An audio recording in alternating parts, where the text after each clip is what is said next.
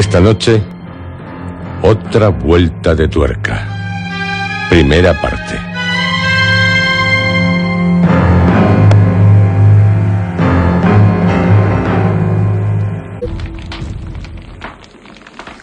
Y así se acaba la historia.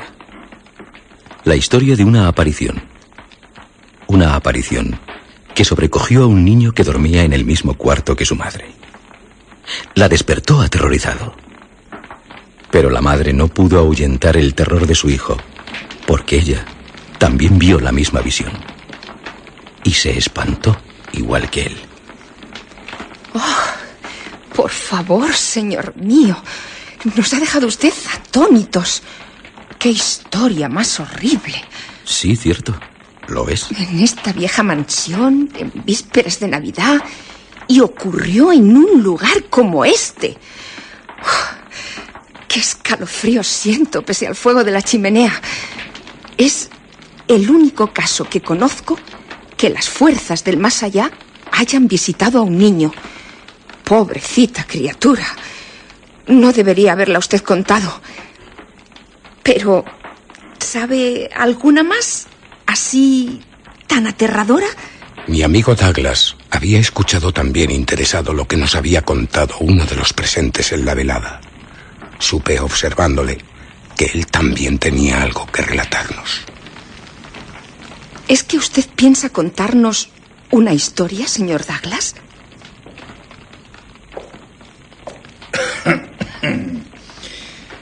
Señoras, señores, estoy completamente de acuerdo respecto al fantasma de Griffin, o lo que quiera que fuese, en que el hecho de aparecerse a un muchacho de tierna edad no deja de conferirle un algo especial. Sí, tiene un encanto, sí. Pero ¿qué, señor Douglas? ¿Acaso no le parece lo suficientemente pavoroso? Señora mía, disiento de que fuera la primera vez que un niño sufriera semejante aparición. ¿Ah, no? Sabía, Douglas, que tenías alguna carta escondida. ¿Qué me dirían si les contara, para dar otra vuelta de tuerca, la historia de un aparecido que visitó no a uno, sino a 2 niños? ¿2 niños? Oh, Douglas, pensaríamos que en vez de una se trataría de 2 vueltas a la tuerca. O que sería pasarse de rosca. Aún puedo ver a Douglas como si fuera ahora de pie ante el fuego, con las manos metidas en los bolsillos, mirando el fuego. Nos gustaría conocer tal cosa. Por supuesto. Es demasiado... En fin, ¿cómo decirles? Es una pesadilla demasiado horrible. Solo la escuché yo. Nadie más. Sí, nadie más. Nadie. Lo repitió varias veces para dar más importancia a la historia. Sabía prepararse el terreno para que toda nuestra atención recayera sobre sus palabras. Es el más allá del terror. Y supera todo lo conocido. Ningún escrito puede comparársele. ¿De miedo, Douglas? ¿De puro miedo? ¿Realmente tan espantosa es? No, solo es de terror, amigo mío. Es misteriosa, confusa, sorprendente, horrible, pavorosa. ¡Qué emoción estoy sintiendo, señor Douglas! Miró hacia mí, pero era como si viera aquello de lo que hablaba. Tan concentrado se mostraba. Es un relato misterioso, sí, pero también repugnante, feo, sucio y hasta doloroso. Pues, cuéntanoslo. ¿Contarlo? Se volvió hacia el fuego. Dio una patada a un tronco y estuvo observándolo por unos instantes. Luego fijó su atención en nosotros. Me es imposible empezar a contarlo ahora. ¿Por qué? Tendré que enviar un recado a la ciudad. Pero, Douglas, por favor. Nos tiene en ascuas. Douglas, un tanto atribulado, nos explicó los motivos de tener que retrasar su relato. Es que no se trata de una historia que me vaya a inventar. La historia está escrita y encerrada con llave en un cajón de donde no ha salido desde hace años. ¿Y? Pues puedo mandar un recado con la llave para que mi sirviente se encargue de hacer llegar la historia a mis manos. Parecía dirigirse especialmente a mí, como si le pudiera prestar apoyo moral frente a los demás para retrasar el contarnos la historia hasta que llegara el momento.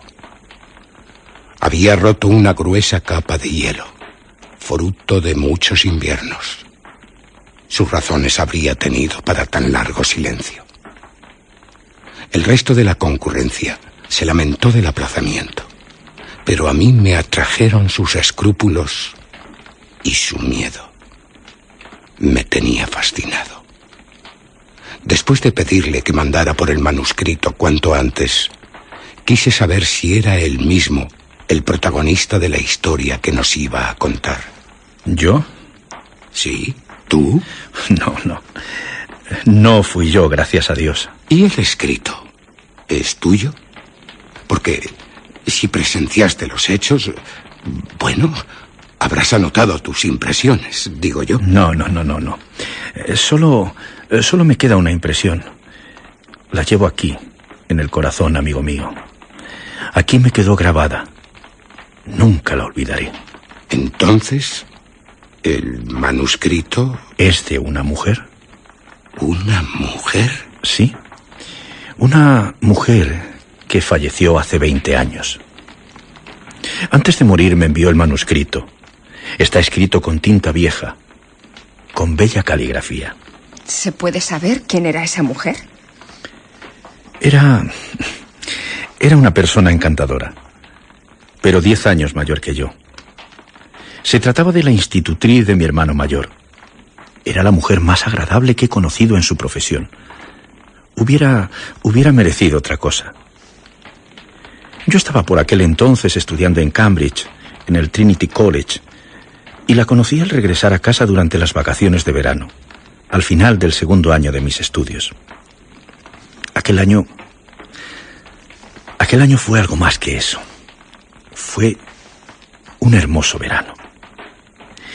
Pasábamos las horas perdidas paseando por los jardines. Tuvimos conversaciones en las que me sorprendió su gran inteligencia y simpatía. No se rían de mí. Es cierto. Me gustaba mucho y me alegra pensar que yo también le gustaba a ella. La encontraba seductora y encantadora, y entre nosotros nació un vínculo de profundo afecto. Y mi interés por su persona se veía siempre correspondido. En una ocasión me dijo que nunca se había sentido tan estrechamente cercana a una persona. No me mentía. Lo que me decía era la verdad. De no ser así, no me lo habría contado. Estaba enamorada de ti. Enamorada. Eres perspicaz, ¿eh? Sí. Sí que estaba enamorada. Pero no de mí. O mejor dicho, había estado enamorada. Cada vez que me contaba su historia, su amor se transparentaba en ella sin que lo pudiera evitar. Ella se percataba de que yo me daba cuenta, pero ninguno lo dijimos. Recuerdo el momento y el lugar. En un rincón del jardín, a la sombra de largas hayas. En una cálida tarde de verano. No era precisamente un escenario para pasar miedo. Y sin embargo, lo tuve. Douglas se alejó del fuego y volvió a sentarse. El jardín era más apropiado para una historia romántica que para una de terror. ¿Estás seguro de que el jueves recibirás el manuscrito? Lo probable es que no llegue hasta el segundo correo. Si es así, después de cenar... Nos podemos reunir todos aquí si a ustedes les parece bien. ¿Lo harán? Oh, pues claro que sí. Ya estoy deseando que llegue tal noche. ¿No se irá nadie? Todos nos quedamos. Y todas. Pero, ¿de quién estaba enamorada esa institutriz? Señora, esa historia nos lo aclarará. La historia, amigo mío, no lo aclarará. Solo lo insinuará. Peor todavía. ¿Qué le vamos a hacer? ¿No quiere usted decirlo, Douglas? Sí, pero mañana. Mañana lo contaré. Ahora debo acostarme. Buenas noches a todos. Y cogiendo un candelabro, salió a toda prisa dejándonos desconcertados, hundidos en un mar de confusiones. Le oímos subir las escaleras desde el extremo donde estábamos, en el gran salón. Bueno, no sabemos a quién amaba. Pero me parece que sí sabemos de quién estaba enamorado él. Más. Y a esa edad. Es un encanto con sus reticencias, sus escrúpulos. Es simpático su largo silencio. De 40 años. Pero al fin la da a conocer. Creo, señoras y señores, que la noche del jueves será memorable. Todos estuvieron de acuerdo conmigo. Decidimos retirarnos. La historia había comenzado por su final y todos estábamos encandilados. Perdimos interés por todo lo demás. Nos dimos la mano y encandalabrados, como alguien dijo, nos retiramos cada uno a su aposento.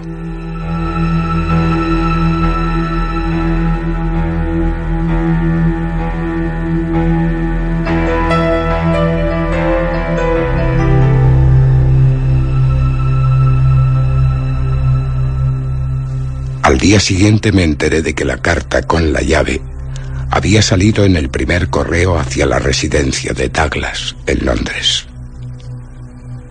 Con la seguridad de que pronto tendríamos noticias, decidimos no molestarle hasta después de la cena, momento en el que supusimos volvería a mostrarse comunicativo y abriría una vez más su corazón hacia nosotros.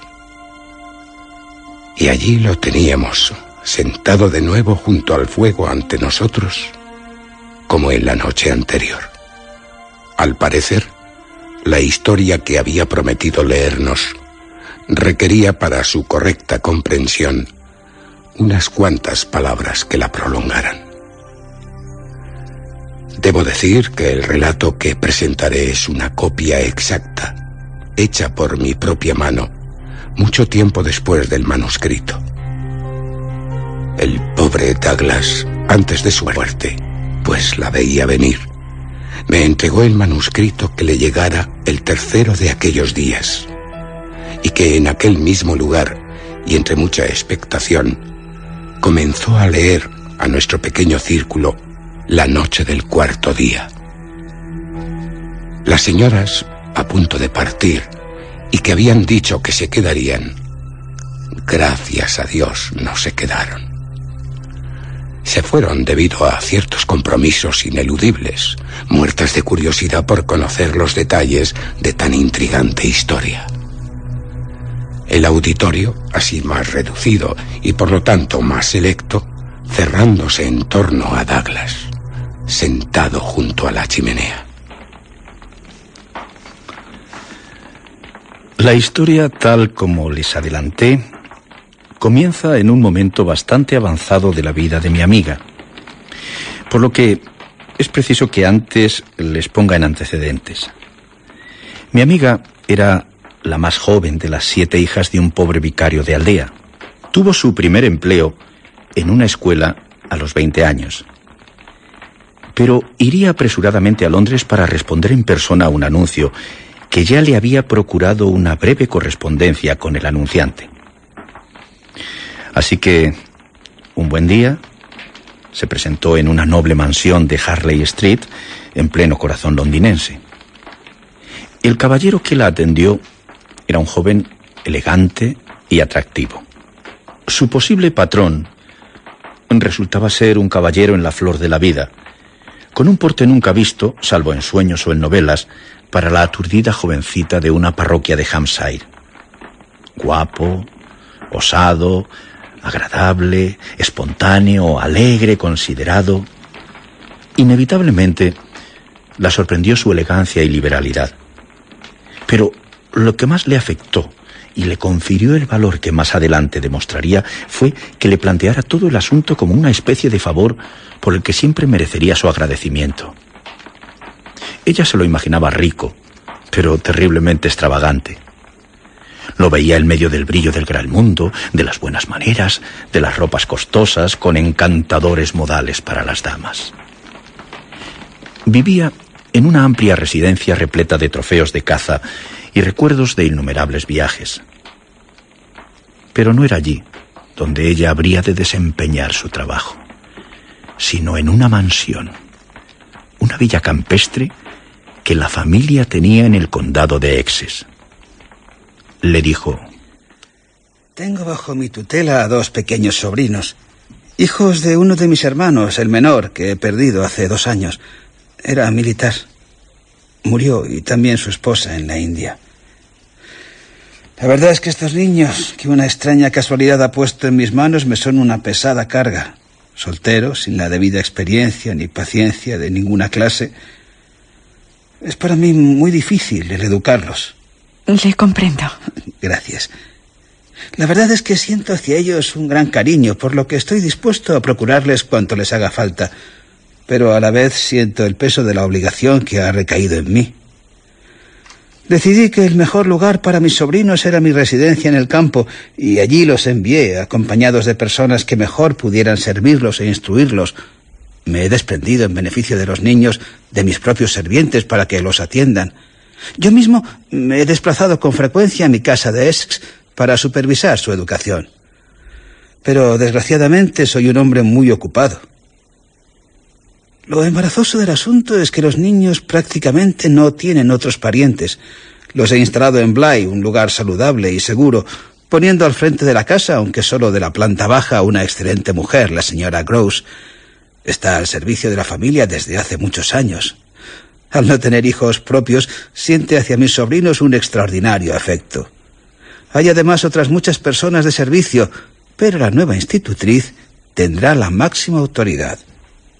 También tendrá que ocuparse en vacaciones del niño, porque ahora solo la niña está en Bly. Mi sobrino lleva ya cierto tiempo en un internado.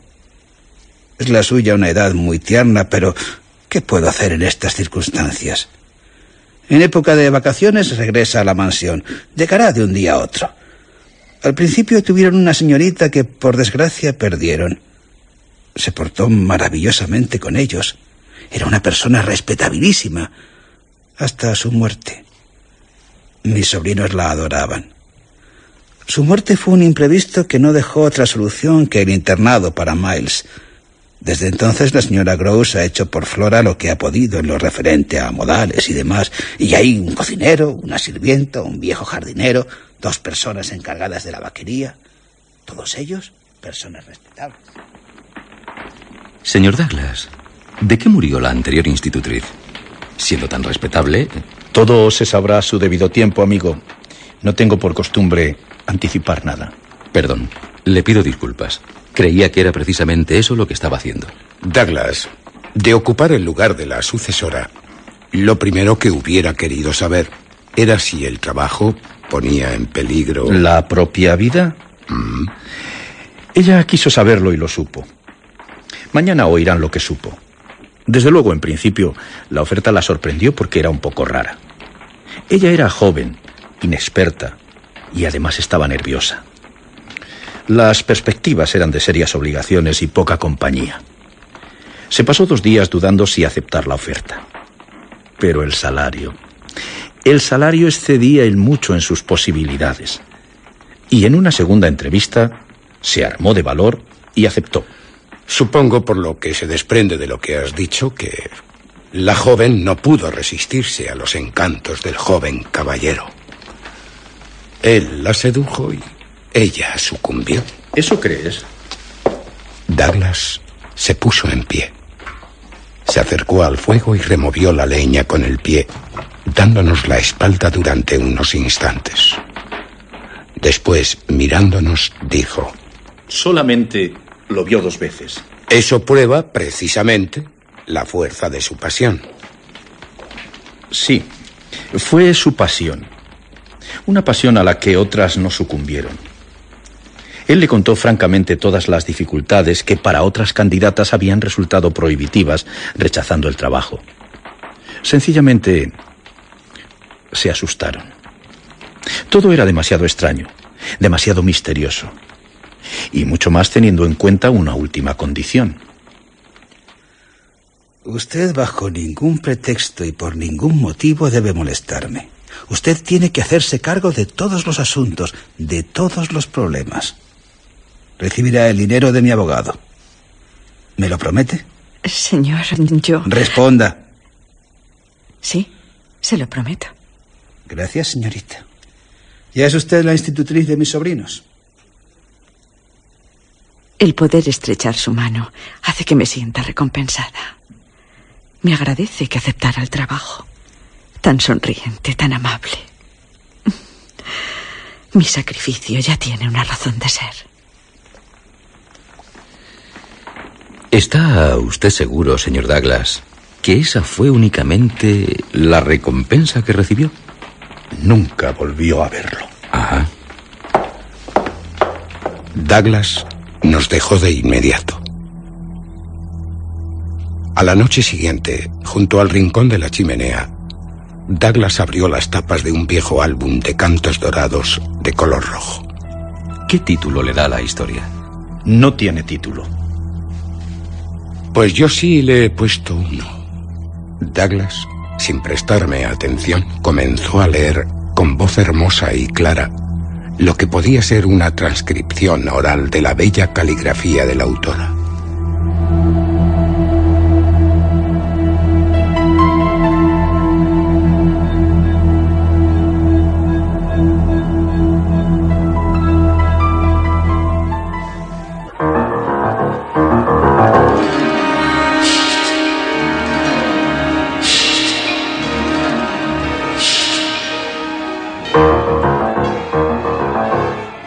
Han escuchado ustedes, dentro de la serie Historias,